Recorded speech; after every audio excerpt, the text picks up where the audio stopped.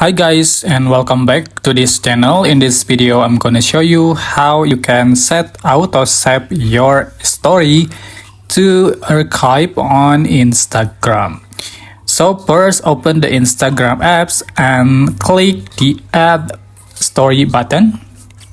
Click on it and then select the setting button in the top right corner, and then you can select story at the top.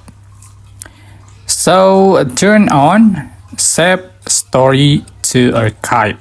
So if you activate this option, the story you posted automatically save to your archive.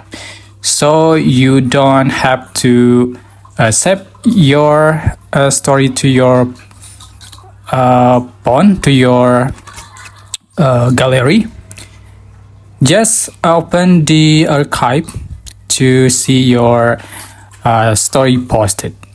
Okay, that's how you can set autosave to your archive, your story. I hope this tutorial was helpful for you. Don't forget to like, comment, share, and also subscribe.